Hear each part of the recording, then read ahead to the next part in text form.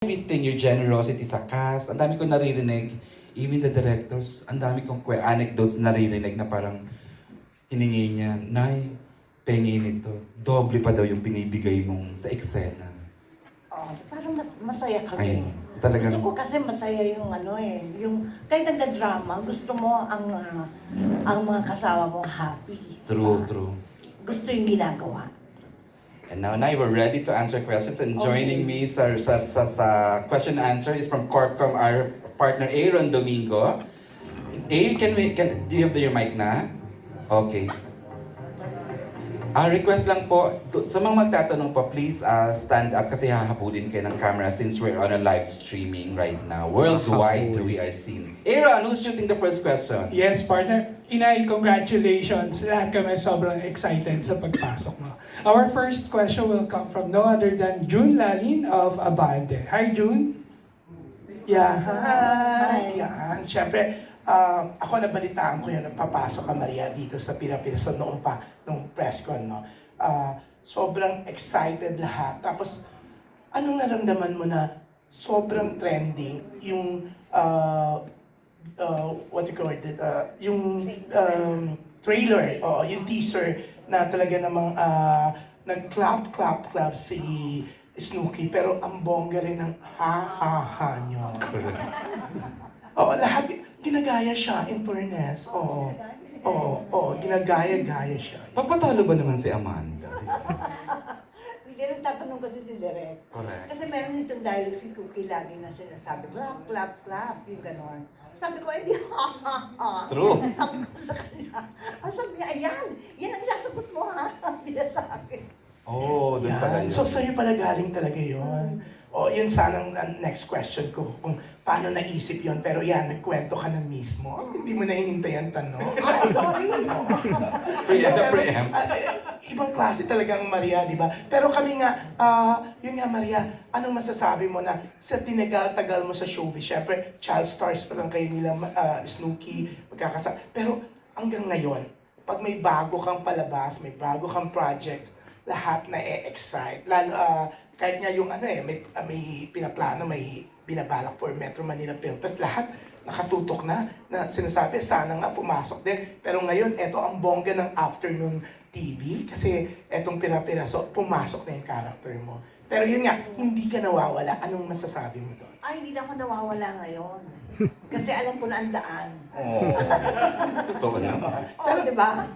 Pero yun nga, always marami excited. Ano yung napipil mo? Siyempre, kung tutusin, ang tagal-tagal mo na sa showbiz, di ba? Pero yung excitement ng tao every time na may project ka, nandun hindi nawawala. Nay, kasi umabot sa point na talagang ito na yung at your busiest na season for you eh. Correct. Di ba? Ang dami mong ginagawa. Kung kailan naman parang tumagal ka sa industriya, saka ka naman sumipag ng todo-todo. Oo, nakakatawa, di ba? Pero yun ang pray ko kasi. Sabi ko, Lord, I want to be responsible again. Kaya dapat, meron akong ginagawa na marami akong napapatawa, marami akong napapaiyak, marami nakakaintindi, o yung uyug-yug pa, di ba? Mga ganon. Yan. Kaya gusto ko yun. Pero, Answered prayer. yes, pero syempre, nakilala ka rin, Maria, na Taray Queen. Pero, kahit Taray Queen, kahit Mataray, pero ikaw yung inay ng showbiz. Lahat na nakakasama mo, na inay ang tawag sa'yo na talagang puro papuri. Kanina binanggit nga ni Eric dyan, no? Yung mga naririnig niya about you. Even kami naman, nakakarinig ng mga gaganda about you. Ang hindi ko makalimutan, actually I was looking for this item nga na sana dadalhin ko dito. Kasi one time, in the 90s, ikaw mismong gumagawa nung pangregalo mo sa entertainment press. Yung meron akong hoodie na white na talagang may art na, di ba, yung ginawa mo na, yung, actually tinago siya, hindi ko lang makita. Sa pagkakatago ko yata, mukhang mukhang hindi ko mahanap. Pero yun, habang naliligo ko the other day, naisip ko, ay, nakaka-touch siya. Kasi kahit Taray Queen, kahit ganito, pero yung talagang kahit sa entertainment press, isa ka sa nagmamahal. Yung, para yung effort mo before pa nga, na gawin mo yun, ang dami namin binigyan mo noon. Oo. Totoo Totoo yan. yan. Parang ikaw, Kaya Jun, fair mukha ka lang ka mataray, pa. pero isa ka sa pinaka-favorite naming tao. Totoo. Image lang yun, Nay, no? Oo. Tsaka tapos na yan. Dapat Ayan. ngayon masaya na tayo. Yes, oo. Diba? You're into that pa rin. Pag wala kang, pero busy mo yan, dami Oo, yan. nga Pero yan. Pero nasisingit mo nagko-crochet pa rin ako. Okay, oo. Yeah. Oo, sana mamigay ka rin sa Christmas. Oo, para masama namin sa collection namin. Pero, syempre, congratulations for PPP. Talaga namang lahat excited at lalong lumakas, di ba? Oo. Nakatulong naman ako. Sana naman. Diyos ko. Yeah. Of course, ikaw Actually po, we apologize. Pinaganda po talaga yung pasok ni Inay as Amanda. Kasi the fans were hoping she airs on nung Monday. Pero ginandahan ng latag nung episode to make sure na it's gonna be a fun and exciting weekender for everyone this week. Yan.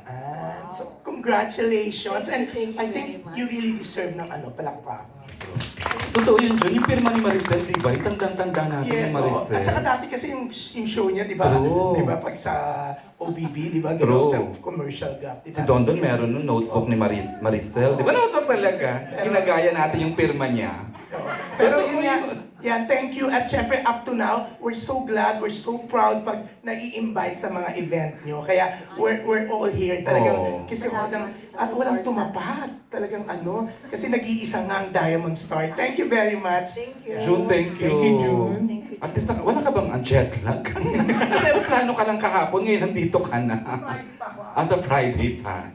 You know naman si June has always been very supportive sa atin in Nine. You know, familiar faces naman. Di ba Ikaw Right. rin, you were a reporter once, di ba? Alam mo Right, yan. right. Nakatanggap ka ba ng hoodie na yun? Yes. Seryoso? Talagang hindi ko ginamit. Wow. So, pag- Tinago ko talaga. Wow.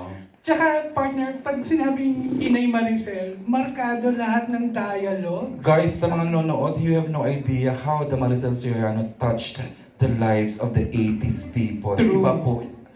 Talagang yung Taray Queen, gusto kong marinig na sa kanya, baliin niya na exactly, bakit ka naging Taray Queen ay considering, pagkaharap ka naman, you were a nana, you were a sister to us. Talaga lang nasabihan ka rin ng Nung Taray. araw kasi, diretso ako kausap ko. Diretso, yes, oo. Yun ang sagot. Kaya sabi na, ay mataray pa itong babae na to. Kasi hindi sanay sa... Bakit kaya ako tinawag ng mataray? Sinabi ko lang naman yung totoo. True. Di ba? Pero- Bakit sa Telsa ka pala mataray ka? Tapos yun pala yung naging reason pa naging isa kang award-winning actress. Inay, sino po yung nag-coin nung term na, nung moniker na Taray Queen? Hindi ko alam. Oo, Sinabihan na lang ako ng ganon. Sabi ko, ganon? Piling ko mga taga-Regal. Tsara. Yung mga publicists ng Regal. Correct, correct. Joven Miranda. Talagang babanggitin kami ng flowers. Alright. Go ahead, A. Thank you, June, for the questions and a little pa-tribute kay Inay. Kasi lahat kami contemporaries kasi kami sa entertainment press before. Go, A. Ito, partner, ang mahilig mag-dialogue ng ayoko ng masikip, ayoko ng mabaho, ayoko ng putik. Walang iba? Oo, minsan! Ay, siya pala yun. Ang entertainment editor ng The Manila Times, no other Ay, than nako! Tessa Mauricio. Napakasnabera, nakarating today, namimili ng event. Correct! Hello po! It's such an honor always po pag kayo po ang i-interviewin, Ma'am Maricel. And syempre kayo po ang third pa rin, no, in IMDb I checked. Siya pa rin po ang third most awarded actress in the Philippines after Ate V and the Superstar. So talaga naman po ang swerte-swerte ng afternoon time slot that the Diamond Star is gracing. Pira-pira sa pangarap. Pero sa isang banda po, pag big stars usually nasa prime time po nilalagay. When they offered you an afternoon series, ano po yung una niyong reaction? And were you game from the moment they offered it to you dito sa Yes. Game na game ako noon. Sabi ko, ha? Talaga? Yung tatlong bata? Ay, yung apat na bata ba? O tatlong bata? Basta bata sila. O, di ba? Correct. Sabi ko, ay, exciting yan! Gusto ko yan! Wala naman yung dun sa orasyon. Di ba? Nasa yun eh. Nasa storya.